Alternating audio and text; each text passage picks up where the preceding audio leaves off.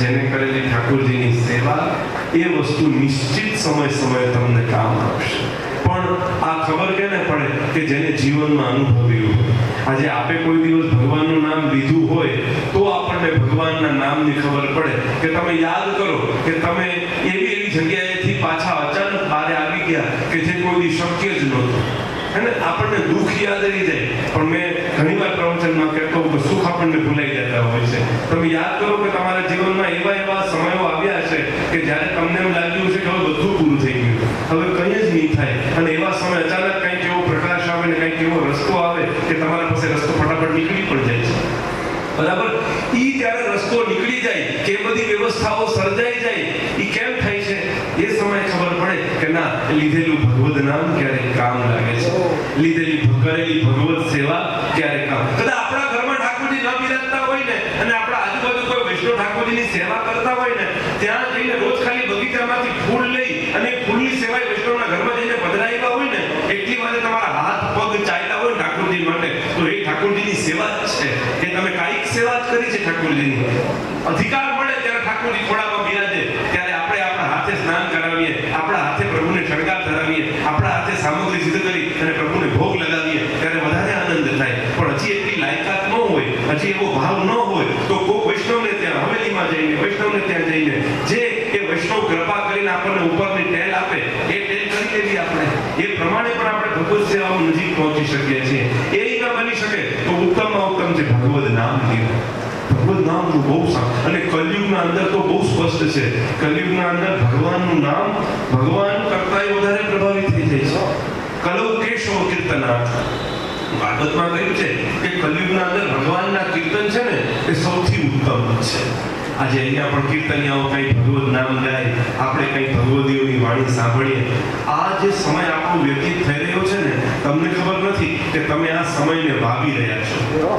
અને વાવીને અનંત ગણું ફળ મળે એ ખેડૂતથી વધારે કોણ જાણે? બધાને સમજ છે કે જેમ વાવો એમ અનંત ગણું થઈને બહાર આવે. આ તમે સમય વાપર્યો નથી, આ સમય તમે વેડફ્યો પણ નથી, આ સમય તમે વાવ્યો છે. એટલે જેટલી વાર આ કરાલ કંકાલના અંદર થોડીક વાર પણ જો આપણને ભગવદ નામ બોલવા કે સાંભળવા મળી જાય અને અહીંયા રહીને આપણે એટલી વાર પણ આપણે સંવિધાન પ્રાપ્ત કરીએ તો નિશ્ચિત આપણો આ જન્મારો સફળ થાય છે. આપ સૌ વૈષ્ણવના સંતાન છો. આપ સૌના પૂર્વજોએ ઠાકોરજીની ખૂબ સેવાઓ કરી છે. પણ આપણે બધા એવા દુર્ભાગ્યશાળી થયા કે આપણે ઠાકોરજીની સેવાથી અળગા રહીએ છીએ. ઠાકોરજીની સેવામાં ચિત્ત આપણું બેસતું નથી. આવી પરિસ્થિતિઓ જ્યારે સર્જાય એવા સમયમાં પ્રભુનો નામનો આશ્રય કરી એ આવી જશે. તમે બેસો, આવી જશે, અહીંયા આવશે, ક્યાં જશે? સૌથી પહેલા સત્સંગના અંદર પહેલી વાર સત્સંગમાં જીવ રાખો. એક તો આપણને 10-15 મિનિટ મળી છે, એમાં આપણને ઓલી અહીંયા જાય, તું અહીંયા બેસી જાય, અહીંયા જાય, ક્યાં જશે? મંડપમાં જાય પછી બીજે તો કંઈ જવાનું નથી. થોડીક વાર તો ચિત્ત રાખો કે કંઈક સાંભળી લો, કંઈક મારું જીવન સુધારી લો. આખો દીધો આ જે પ્રવચન પૂરો થશે પાછી પંચાયત ચાલુ થઈ જશે. થોડીક વાર પૂરતો સમય છે. તમે આટલી વાર મૂંગા જાય એ ઠાકોરજીને કેવું કૃપા, એટલી વાર તમને મૂંગું રહેવા મળે છે ને એમાં તમારે પાછું કંઈ બોલી લેવું છે. કેમ કે વ્યક્તિ એટલું બધું બોલવા માટે આતુર છે ને કે એનાથી રહેવાતું જ નથી. એટલે ઘણી વાર ઘણા વૈષ્ણવને હું જોઉં ને તો એ એટલા બધા તળવડાટ વાળા હોય ને કે એટલી વારમાં તો એ કદાચ બોલી ન શકે ને આમ બોલે રાખે. ઘડીક મામ જોવે, ઘડીક મામ જોવે, ઘડીક મામ કરે, ઘડીક માં તેમ કરે. એનું ચિત્તવૃત્તિ શાંત ન રહે. એટલે એમ થાય જલ્દી આ બાવશે પૂરું કરે કંઈક હું બોલું, કંઈક હું નવું કરું. એનું મગજ એમાં ચાલે કરે. એવો વ્યક્તિ ક્યારેય જીવનમાં કાંઈ ઉતારી ન શકે, એને જીવનમાં કોઈ વસ્તુ પ્રાપ્ત ન થાય. એટલે યાદ રાખજો, આ કલયુગમાં સત્સંગ બહુ દુર્લભ છે. જ્યારે જ્યાંથી જેવી રીતે સત્સંગ મળી જાય ને એને તરત જીવી દેજો, એને તરત પ્રાપ્ત કરી લેજો. બહુ સૌભાગ્યશાળી સમય એવા હોય છે કે ત્યારે આપણને કંઈક સત્સંગ કરવાનું સૌભાગ્ય મળે. એટલી વાર તો આપણે અખણા બેસીએ, એ કેવડી મોટી કૃપા કહેવાય ઠાકોરજીની કે તમે આમ મૂંગા બેઠા રહ્યો 5 મિનિટ, કાંઈ બોલો નહીં, ને ચલો ને હલો, કાંઈ નહીં. એટલી વાર તો એવા સારા શ્રોતા બનો. કેમ કે શ્રોતા સારા હશે ને તો જ હૃદયના અંદર કંઈક પ્રવેશ કરશે. પણ જો બેઠા અહીંયા હોય ને ચિત્ત બારે હોય પાતળમાં તો આપણું ચિત્ત લાગશે કેવી રીતે? આપણું મન આમાં સત્સંગમાં ચોંટશે. એટલે મનોરથી પરિવારે ખૂબ શ્રદ્ધા અને ઉમંગથી આવું સુંદર આયોજન કર્યું છે. શું ભાવ છે કે ભાઈ કંઈક ભગવદ નામ લેવાય, કંઈક એમ એમનો ઉત્તમ દેવી દ્રવ્ય આ હરિગુરુ વૈષ્ણવમાં વિનિયોગ થાય, અધિક માસ જેવા પાવન પર્વના અંદર પુરુષોત્તમ માસ 3 વર્ષે એકવાર આપણને અધિક માસનો અવસર મળતો હોય ત્યારે જેટલું બને એટલું ભગવદ નામ સંકીર્તન જે આપણાથી લઈ શકાય લઈ લ્યો, અનંત ગણું ફળ મળે છે. અત્યારે એકવાર નામ લીધેલું સહસ્ત્ર ગણું થઈ જાય છે. એટલું અધિક માસનું આપણે ત્યાં મહાત્મ્ય છે. એટલે અધિક માસમાં કરેલો સત્કર્મ ક્યારેય એડે ન જાય. આમ તો સત્કર્મ કોઈ એડે જતા જ નથી, પણ અધિક માસમાં કરેલું સત્કર્મ એ સહસ્ત્ર ગણું થઈને પાછું આવે છે.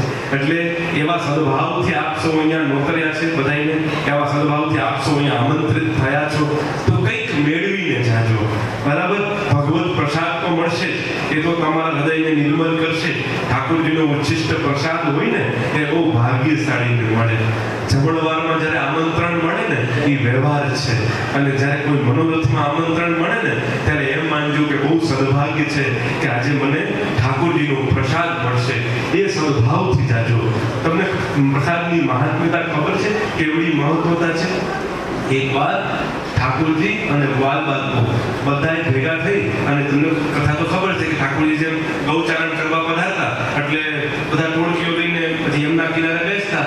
પછી આપણે કેમ પિકનિક કરીએ એમ ઠાકોરજી પણ જ્યારે છા કરોગે પછી બધાએ મિત્ર વર્તુળ ભેગા થઈ અને એમના કિનારે બધા ટોળું વળી સૌ પોતાના ભાગ લઈને આવ્યા. ચાલો હું આ લાવ્યો, હું આ લાવ્યો, હું આ લાવ્યો એમ કરીને બધાએ ભેગા થયા, અને ભેગા થઈને બધાએ ભોજન કરવા લાગ્યા. બધાની માએ અલગ અલગ કંઈ ભરી દીધું હશે તો બધા લઈને ભોજન કરવા લાગ્યા. ભોજન કરીને નિયમ કે ભોજન કરી અને એમનાજીમાં હાથ બધા ખાસા કરે.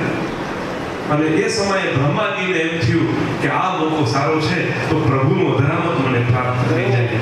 ભગવાનના અધરામતનું એટલું મહાત્મ્ય છે કે ભગવાનનો અધરામત મળી જાય ને તો જન્મ જન્મનો સફળ થઈ જાય આપણો. એટલે બ્રહ્માજીને જે જગત પિતા છે, જેને જગતની ઉત્પત્તિ કરી, એવા બ્રહ્માજીને મનમાં એવું થયું કે મને પરમાત્માનો પ્રસાદ પ્રાપ્ત થઈ જાય. એકવાર આ કૃષ્ણનો અધરામત હું લઈ લઉં તો મારો આ જન્મારો મારી અનેક જન્મની તપશ્ચર્યા છે ને એનું મને ફળ મળી જાય.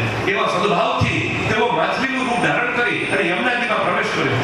અને યમુનાજીમાં પ્રવેશ કરીને યમુનાજીના કિનારે ત્યાં ઉભા રહ્યા કે ત્યાં ઠાકોરજીના અને બાળકો બધા ત્યાં જ્યાં છાપ રોકતા હતા, આ તો હમણાં આવશે, રાહ જોયા રાખે, હમણાં આવશે, હમણાં આવશે. ઠાકોરજી સમજી ગયા કે આ તો બ્રહ્મા આવ્યો છે. બ્રહ્મા મારા અધરામતનો અધિકારી નથી. એ મારા અધરામતનો અધિકારી એ જ હોય જેને મનોરથમાં આમંત્રણ મળ્યું હોય. બધા ન હોય. જેને મનોરથમાં આમંત્રણ મળ્યું હોય એ તો અધિકારી હોય ને. એટલે બધાને અધરામત ન મળે. વેદાંતમાં કેટલા વૈષ્ણવ છે, બધાને કોની અધરામત મળશે? અધરામત જેને મળશે, તમે સદભાગી છો કે આજે અધરામત મળશે. ઠાકોરજીએ ના પાડી બધા બાળકોને. શું કીધું ઠાકોરજી? એમ કહ્યું તમે ધ્યાન કરો, તમે મારા